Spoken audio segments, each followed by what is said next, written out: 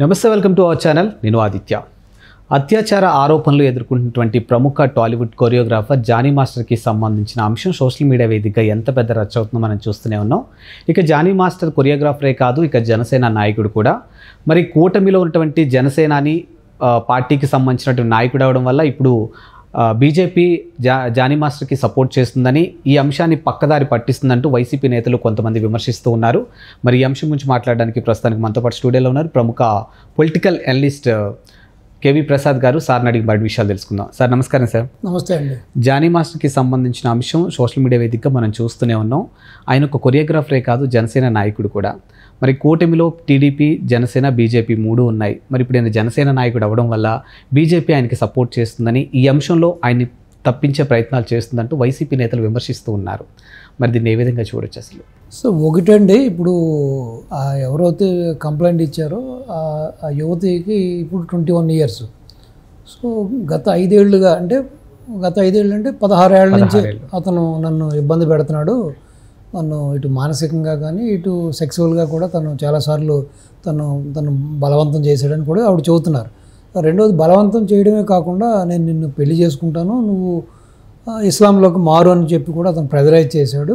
So దానికి ఎవరైతే Johnny master ఉన్నాడో అతని వైఫ్ కూడా సపోర్ట్ చేయడం జరిగింది. నువ్వు మతం మారి మా ఆయన్ని పెళ్లి చేసుకుని మా ఆయన్ని సుఖపెట్టు అని చెప్పి ఆవిడ కూడా చెప్పిందని కూడా కంప్లైంట్ ఇవ్వడం జరిగింది.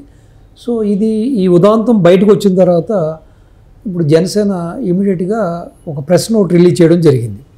ఆ ప్రెస్ నోట్ రిలీజ్ చేసిన సారాంశం ఏంటంటే, జానీ మాస్టరు ఇటు జనసేన తరపున పబ్లిక్ అపీరెన్స్ ఎక్కడ కూడా పార్టీ తరపున మాట్లాడటం కానీ, బయటకు వచ్చి పార్టీ తరపున ఏదైనా కార్యక్రమాలు చేయడం కానీ చేయొద్దని చెప్పి వాళ్ళు ఒక హుకుం జారీ చేశారు. సో ఇప్పుడు దీన్ని మనం ఏ విధంగా చూడాలంటే, ఇప్పుడు చాలామంది సోషల్ మీడియాలో కూడా ఒక నెటిజన్ ఏమంటాడంటే, ఈ విధంగా ఇలాగా లవ్ జిహాద్ చేస్తున్నాడు కదా ఇతను, ఇలా చేస్తున్నప్పుడు మరి ఇటు బీజేపీ, ఆర్ఎస్ఎస్ ఏం చేస్తున్నాయి? వాళ్ళు చెవులు మూసుకున్నారా, కళ్ళు మూసుకుని ఉన్నారా? అంటే జనసేన వాళ్ళ అలయన్స్ కాబట్టి వీళ్ళ కాపాడుతున్నారా? దీన్ని ఖండించాలి కదా. అతన్ని పార్టీ నుంచి బ్యాన్ చేసి ఇలాగా జనసేన ప్రెజరైజ్ చేయాలి కదా. సో మరి ఈ విధంగా చేయడం వలన రేపొద్దున్న ఈ ఇన్స్టిట్యూషన్స్ ఏదైతే బీజేపీ, ఆర్ఎస్ఎస్ ఉందో వీటి మీద హిందువులు మర్యాద, గౌరవం వాళ్ళకి పోవడానికి ఛాన్స్ ఉంది. సో కాబట్టి ఇప్పటికైనా బీజేపీ స్పందించాలని వాళ్ళు అంటారు. సో అలాగే పూనం కౌర్ అనే ఒక సినిమా యాక్టర్ ఆవిడేం చెబుతుందంటే, ఇక మీదట అతన్ని మాస్టర్ అని పిలవద్దు, మాస్టర్ అనే దానికి ఒక విశిష్టమైన గౌరవం ఉంది. సో మాస్టర్ అంటే, సో అతను ఈ విధంగా ఇటువంటి చర్యలకు పాల్పడ్డాడు కాబట్టి ఇక మీదట ఓన్లీ జానీ అని పిలవండి, జానీ కొరియోగ్రాఫర్ అని పిలవండి, అతను మాస్టర్ అనే పదాన్ని ఉపయోగించొద్దని ఆవిడ అంటుంది. సో డెఫినెట్గా ఆవిడ చెప్పిన దాంట్లో కూడా నిజం ఉంది, సత్యం ఉంది. అంటే నిజంగా ఇప్పుడు ఇతను ఇన్వాల్వ్ అయ్యి ఉంటే ఈ ఎంక్వైరీలో ఇతను దోషం తేలితే ఆవిడ చెప్పింది కూడా కరెక్టే. So is no more master. So వేరే మాస్టర్ అనుకోవాలి మనకి. సో ఈ లవ్ జిహాద్ మాస్టర్ అనో, లేకపోతే ఫిట్టింగ్ మాస్టర్ అనో, లేకపోతే ఏదో ఎక్సెట్రా అనుకోవాలి. సో ఇక్కడ ఇంకొక అంశం చూడాలి. ఎప్పుడైతే ఆదిమూలం టీడీపీ ఎమ్మెల్యే ఎపిసోడ్ బయటకు వచ్చిందో, ఒక స్త్రీ బయటకు వచ్చి కంప్లైంట్ ఇచ్చగానే ఇమీడియట్గా చంద్రబాబు నాయుడు గారు స్పందించి పార్టీ ఎమ్మెల్యేని, ఇతను ఇంకా ఎమ్మెల్యే కాదు, ఏం కాదు, ఏదో క్రియాశీలంగా ఉండే ఒక కార్యకర్తలు అంటాడు, ఒక చిన్న సైజు నాయకుడు మాత్రమే. సో ఇమీడియట్గా అతను సస్పెండ్ చేయడం జరిగింది. మరి ఎందుకు మరి జనసేన ఆ విధంగా తాత్సర్యం చేస్తుంది? మరి ఎందుకు ఆ విధంగా ఓన్లీ పార్టీ కార్యక్రమాలకి, బహిరంగ కార్యక్రమాలకి దూరంగా పెట్టి మరి పార్టీ నుంచి సస్పెండ్ చేయకుండా అని చేస్తుందంటే, బహుశా మరి దీని గురించి ఒక కాంక్రీట్ ఇన్ఫర్మేషన్ కానీ, ఒక కాంక్రీట్ ఎవిడెన్స్ వచ్చిన తర్వాత చర్యలు తీసుకుందామని బహుశా వాళ్ళు వేచి చూచే దూరంలో ఉన్నారా, లేదు జానీ మాస్టర్ని కాపాడుకోవడం జరిగింది అన్నది. సో ఏదేమైనా మనం ఇప్పుడు కామెంట్ చేయడం అనేది సబబు కాదు ఇంత తొందరపడి. సో డెఫినెట్గా దానికి కూడా కాలమే సమానం చెబుతుంది. సో పోలీసులు కూడా ఆల్రెడీ ఎంక్వైరీ మొదలుపెట్టారు. ఆల్రెడీ ఎవరైతే ఇప్పుడు అమ్మాయి కంప్లైంట్ ఇచ్చిందో అమ్మాయి స్వయంగా అమ్మాయి ఇంటికి వెళ్ళి 2-3 పోలీసులు వెళ్ళి మొత్తం పూర్తి సమాచారాన్ని కూడా వాళ్ళు రాబట్టారు. సో వాళ్ళ మధ్య జరిగిన ఈ యొక్క టెలిఫోన్ సంభాషణలు కానీ ఆ కాన్వర్సేషన్స్ కూడా హ్యాండ్ ఓవర్ చేసుకున్నట్టుగా కూడా వార్తలు బయటకు వస్తున్నాయి. సో ఏదేమైనా కూడా అది ఏ ఫీల్డ్ అయినా కూడా ఈ రాజకీయ రంగానికి వచ్చే నాయకులు కాస్త నిజాయితీ నిబద్ధతతోటి కలిగి ఉండాలి. సో ఇటువంటి చిల్లర వ్యవహారాలు చేస్తే రేపొద్దున ఆ పార్టీకి పార్టీ అధినాయకుడికి ఆ ఏదైతే కూటమి పక్షం ఉందో ఆ మిత్రపక్షాల మధ్యన కూడా పొరపచ్చాలు రావడానికి లేకపోతే వీళ్ళందరిపైన కూడా ఆ డెంటు ఆ యొక్క మరక పడడానికి ఆస్కారం ఉంది. కాబట్టి ఈ నాయకులు కొంచెం ఒళ్ళు దగ్గర పెట్టుకుని ఎవరైతే జానీ కొరియోగ్రాఫరో లేకపోతే ఇంకొక ఎక్సో వైయో ఎవరైనా సరే కాస్త పద్ధతిగా ఉండడం నేర్చుకోవాలి. సో రెండవది ఏంటంటే ఈ విధంగా ఒక అమ్మాయిని ఇబ్బంది పెట్టి అమ్మాయిని ప్రలోభపెట్టి ఏదో తన దగ్గర పనిచేస్తుంది కాబట్టి తన దగ్గర ఏదో అసిస్టెంట్ కొరియోగ్రాఫర్గా పనిచేస్తుంది కాబట్టి ఇటువంటి ప్రలోభాలకు లోన్ చేసి వాళ్ళని వాడుకోవడం, వాళ్ళని శారీరకంగా మానసికంగా ఇబ్బంది పెట్టడం అనేది ఇది పద్ధతి కాదు. రెండోది నువ్వు రాజకీయాలకు ఎందుకు వస్తున్నావు అంటే ప్రజలకు మంచి చేయడం కోసం, రాష్ట్రానికి మంచి చేయడం కోసం, రాష్ట్ర ప్రజానీకానికి మంచి చేయడం కోసం వస్తున్నావు. అటువంటి తరంలో మరి ఇటువంటి ఒక బిహేవియర్ ఇటువంటి మెంటాలిటీ ఉంటే రేపొద్దున నువ్వు నిజంగానే ఒక ఎమ్మెల్యేఓ ఎంపీఓ లేకపోతే ఒక రాజకీయ నాయకుడిగా నువ్వు రూపాంతరం చెందితే నీకు నిజంగానే ఇటువంటి హ్యాబిట్స్ లేకపోతే ఇటువంటి ఒక మెంటాలిటీ ఉంటే మరి పార్టీ అయిన తర్వాత పార్టీలో ఎంతోమంది మహిళలు ఉంటారు.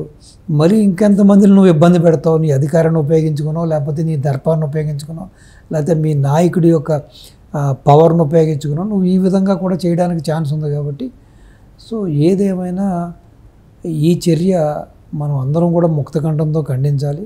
సో అదేవిధంగా పోలీసులు కూడా దీని మీద పూర్తిగా సమగ్ర విచారణ జరిపించి నిజంగానే జానీ దోష నిర్దోష నిజంగానే అతను ఈ విషయంలో కమిట్ అయ్యాడు. ఎందుకంటే అతని వాదన వేరేగా ఉంది.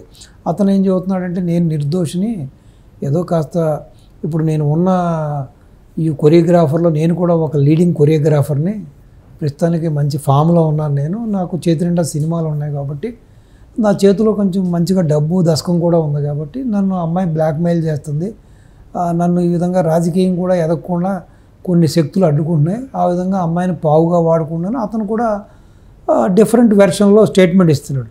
సో ఏదేమైనా ఇటు జానీ మాస్టర్ నిర్దోష లేకపోతే అమ్మాయి నిర్దోష లేకపోతే అమ్మాయి దోష జానీ మాస్టర్ దోష అనేది పూర్తిగా దీన్ని నిర్ధారించి దీన్ని అసలు ఎవరు దోషులు అనేదాన్ని బాహ్య ప్రపంచానికి తెలియజేయడానికి పోలీసులు ఆ చర్యలు తీసుకోవాలి. అసలు దీంట్లో నిజం ఎంత అబద్ధం ఎంత, ఎవరు దోషులు ఎవరు నిర్దోషులు అని కూడా తేల్చాలి. సో అంతవరకు కూడా ఇటు నెటిజన్స్ కానీ లేకపోతే ఇప్పుడు వైసీపీ పార్టీ వాళ్ళు కానీ లేకపోతే వేరే పార్టీ వాళ్ళు కూడా లేకపోతే దీని గురించి పెద్దగా కామెంట్ చేయడం కూడా సబబు కాదు. ఎందుకంటే నిజాలు బయటకు రాకుండా ఏదో ఒక ఆరోపణ వచ్చినామంటే కూడా మనం స్పందించడం అనేది కూడా సమంజసం కాదు. అది ఎస్పెషల్లీ వైసీపీ వాళ్ళు వచ్చి దీన్ని రాద్ధాంతం చేయాలనుకోవడం ఇంకా నీచం. అసలు వాళ్ళ పార్టీలో చూస్తే రోజుకొక ఎపిసోడు, అక్రమ సంబంధాలకి ఆ పార్టీ బ్రాండ్ అంబాసిడర్ అన్న సంగతి ప్రతి వాళ్ళకి తెలుసు. మనం వరుస పెట్టి చెప్పుకుంటూ వస్తే ఈ మధ్యకాలంలో చూశారు కదా మీరు, ఏం జగన్నాథం అది జొన్నాడ జగన్నాథమా దువ్వాడ శ్రీనివాస్ ఎపిసోడ్ కానీ, అంబటి రాంబాబు ఎపిసోడ్ కానీ, ఇటు మన అవంతి శ్రీనివాస్ ఎపిసోడ్ కానీ, అటు అనంతపూర్ ఎంపీ గోరెంట్ల మాధవ్ ఎపిసోడ్ కానీ, ఇటు మన కర్నూలు తీసుకుంటే సుధాకర్ ఒక మైనర్ బాలికని ఇబ్బంది పెట్టడం కానీ, సుధాకర్ ఎమ్మెల్యే, ఇలా చెప్పుకుంటా పోతే కోకల్, అలాగే మన అతని పేరేంటి ఎమ్మెల్సీ అనంతబాబు. సో ఈ విధంగా చెప్పుకుంటా పోతే చాంతాడు అంత చేదు ఉంది. ప్లస్ ఎస్పెషల్లీ పార్టీలో నెంబర్ 2గా వెలిగే ఈవెన్ జగన్ అక్రమాల్లోనూ అన్యాయంలోనూ దుర్మార్గాల్లో కూడా A2, అలాగే జైల్లో కూడా A2, ఈవెన్ విజయసాయి రెడ్డి కూడా ఆ వయసులో కూడా ఏదో బిడ్డకి తండ్రి అయ్యాడని చెప్పి ఇప్పటికీ కూడా అతను ఆ విషయంలో చాలా స్ట్రాంగ్గా ఉన్నాడని చెప్పి చెబుతూ ఉంటారు. కాబట్టి వైసీపీ ఆ గింజ తన యొక్క కింద ఉన్న నలుపుని మర్చిపోయి పై ఎరుపుని చూసుకుని మురిసిపోయి మిగతా వాళ్ళందరినీ చూసి నేను చూడండి ఎంత ఎర్రగా ఉన్నాను అని చెప్పి మీరంతా నల్లగా ఉన్నారని చెప్పి కామెంట్ చేస్తుందంట. సో ఆ గింజ వ్యవహారంలాగా ఈ వైసీపీ నాయకులు ఈ వ్యవహారాన్ని పట్టుకుని ఏదో రాజకీయం చేసి ఇటు పవన్ కళ్యాణ్ గారిని జనసేనని ఇటు తూర్పురు పట్టాలని వాళ్ళ మీద ఏదో బురద జల్లాలని చెప్పి ఈ ప్రయత్నానికి ఎప్పటికైనా మానుకోవాలి.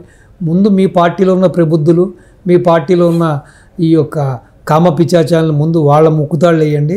ముందు వాళ్ళకి ఏమంటారు దాన్ని, వ్యాసక్టిమే ఏమంటారు దాన్ని, బర్త్ కంట్రోల్ ఏమంటారు దాన్ని, పిల్లలు పుట్టకుండా బర్త్ కంట్రోల్ ఆపరేషన్ ఏమంటారు దాన్ని, కుటుంబ నియంత్రణ. అదే కుటుంబ నియంత్రణ ఏమో పిల్లలు పుట్టకుండాను, వీళ్ళకి అసలు ఆ వ్యవహారమే ఆ ఫీలింగ్సే రాకుండా కూడా ఆ విధంగా ఏదైనా ట్రీట్మెంట్ ఉంటే కూడా చేయించుకుని పార్టీని పునర్నిర్మాణం చేసుకునే దిశగా వైసీపీ చర్యలు చేసుకుంటే పోతుంది.